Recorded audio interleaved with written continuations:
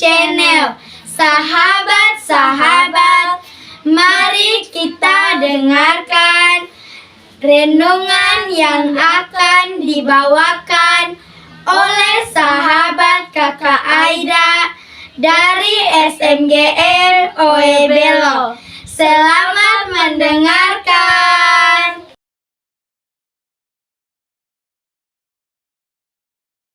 Inilah Injil Yesus Kristus karangan Santo Lukas bab 4 ayat 38 sampai 41.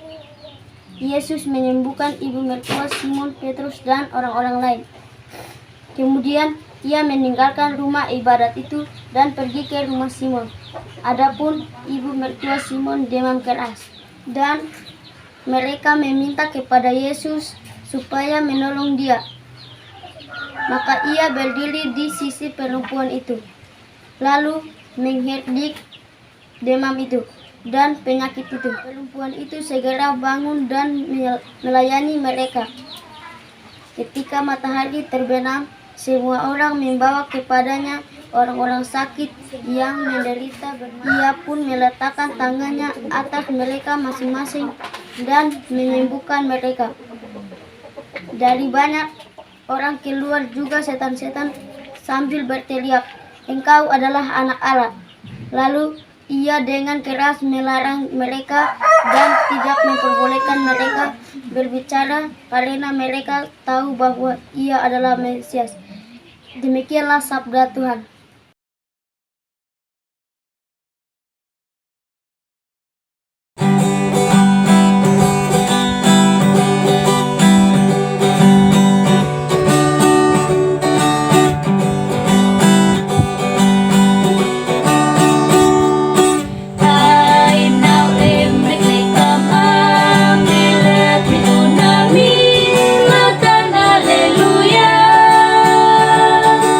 Haleluya.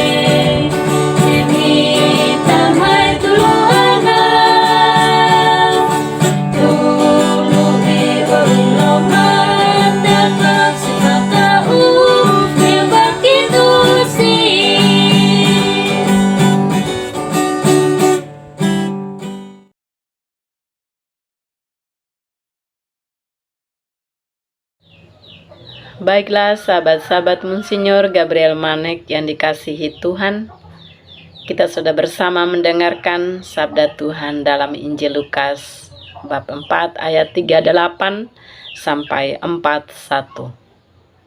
Sahabat-sahabatku, perikop-perikop yang tertera dalam Injil Lukas ini mengajak kita untuk melihat pengalaman para murid bersama Yesus ketika ada di dalam rumah ibu mertua Simon Petrus. Ibu mertua Simon Petrus sedang sakit demam tinggi seperti itu. Lalu mereka meminta Tuhan Yesus untuk menolong dia dan menyembuhkan ibu Simon Petrus.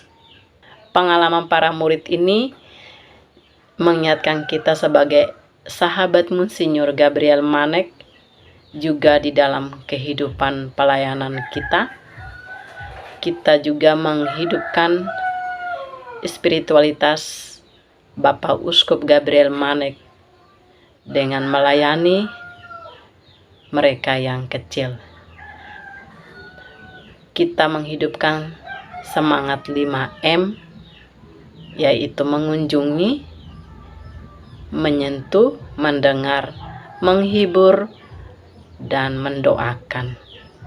Pengalaman para murid ini sering kita lakukan di dalam kehidupan kita sehari-hari, berhadapan di dalam keluarga kita sendiri maupun di dalam komunitas kita. Dan kita dianjurkan setiap 1 bulan 1 kali itu minimal kita melakukan pelayanan kunjungan keluarga.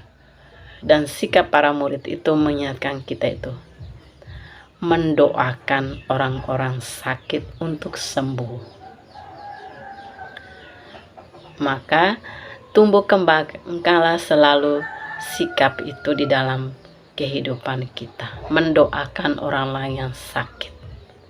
Itu yang pertama. Lalu yang kedua, ketika kita memiliki pengalaman sakit lalu kita meminta Tuhan untuk sembuhkan kita, dengan sendirinya kita akan memperhatikan orang lain yang sakit, yang mengalami kondisi sakit seperti kita. Maka kita sembuh. Setelah kita sembuh, tubuh yang lemah dan sakit ini disembuhkan, kita persembahkan sebagai sebuah pujian dan kemuliaan bagi nama Tuhan, kebaikan Tuhan yang sudah menyembuhkan kita dari sakit. Pengalaman itu yang kita lihat pada diri ibu mertua Simon Petrus. Dia disembuhkan, setelah sembuh dia melayani para murid dan Tuhan Yesus.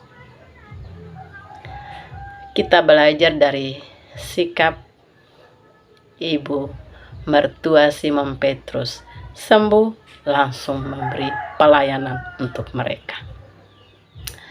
Begitu pula di dalam kehidupan kita sakit, kita punya penyakit, kita berdoa untuk Tuhan. Segala usaha kita lakukan lewat doa, lewat secara medis, kita berusaha untuk sembuh.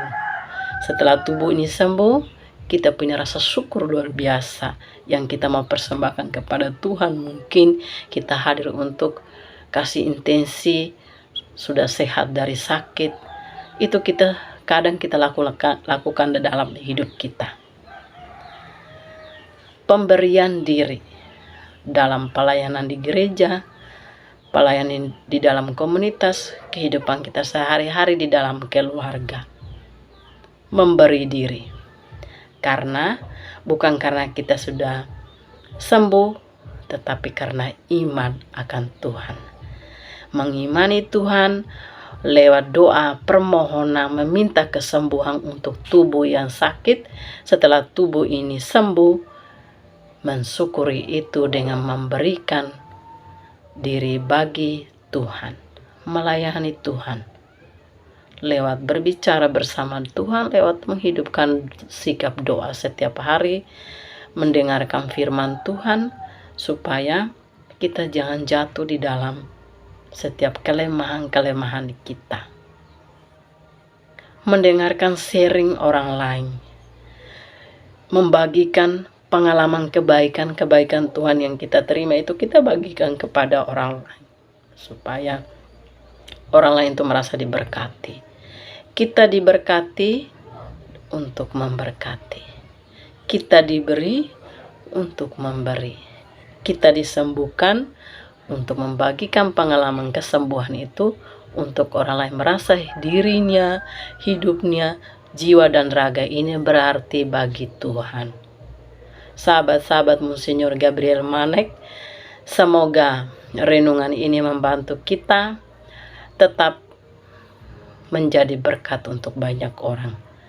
Berkat yang kita terima cuma-cuma di dalam hidup kita, berikanlah itu juga dengan cuma-cuma kepada banyak orang yang butuh kehadiran kita, butuh doa dari kita, butuh kita sebagai perantara buat mereka.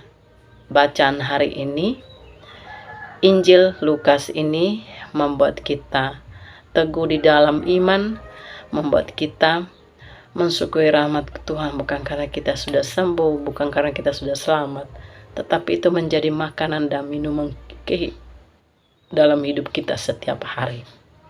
Sahabat-sahabatku, demikian saya renungan ini. Semoga saya dan kita semua diberkati oleh Tuhan, terus menjadi berkat untuk banyak orang. Kita diberkati untuk memberkati. Terima kasih. Tuhan Yesus memberkati kita. SMGM melayani dengan sepenuh. Sahabat-sahabat, terima kasih kita sudah bersama mendengarkan renungan oleh sahabat Kakak Aida.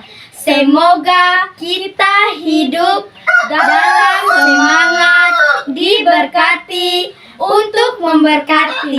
Terima kasih, sampai jumpa. Selamat malam.